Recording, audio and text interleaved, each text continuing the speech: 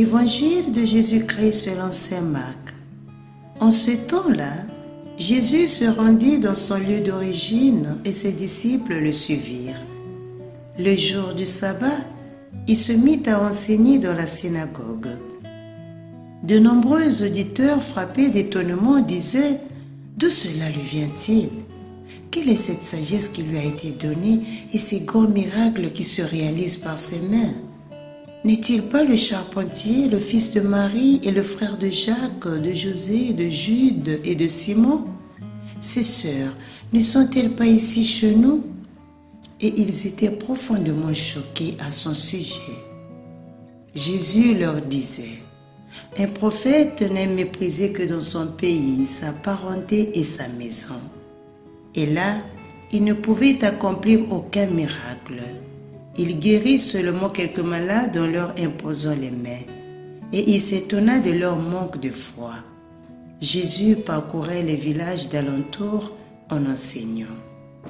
Acclamons la parole de Dieu. Louange à toi, Seigneur Jésus.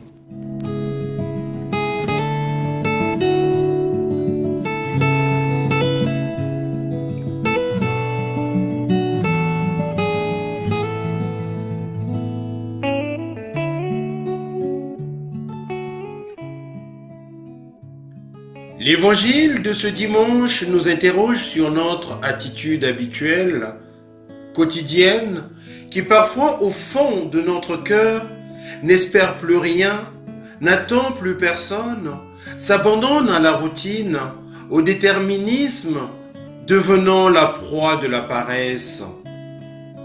La sentinelle intérieure appelée à monter la garde baisse sa garde et s'enfonce dans le sommeil stérile du néant.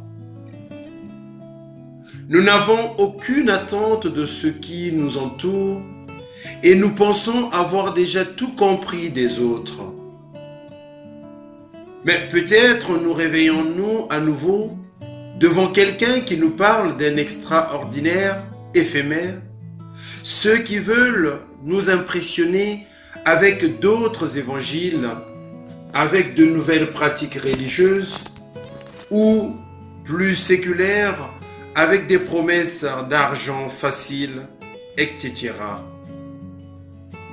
C'est l'attitude des compatriotes de Jésus qui, ayant entendu parler des miracles et des prodiges accomplis par leurs maîtres dans d'autres contrées et devenus célèbres, l'écartent tout simplement en se rappelant sa parenté terrestre.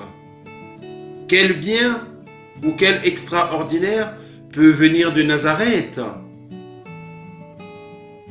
C'est le défi auquel le Fils de Dieu nous appelle.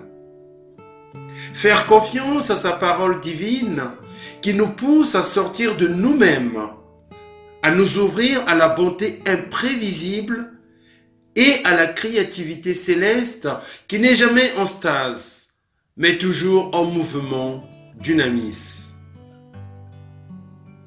Accueillons cette parole, cette semence que Dieu est venu déposer devant nous avec Jésus. Si la puissance de Dieu fait croître la bonté en nous par sa grâce, notre oui est d'abord nécessaire pour que la graine puisse prendre racine et croître. Et devant les gens que nous connaissons, ceux dont nous pourrions dire que nous savons tout, laissons-nous surprendre. Laissons notre cœur ouvert et nos yeux prêts à voir ce que Dieu voit. Après tout, notre mystère d'être à l'image et à la ressemblance du Créateur signifie que chacun de nous est porteur d'une étincelle du feu éternel de l'amour céleste.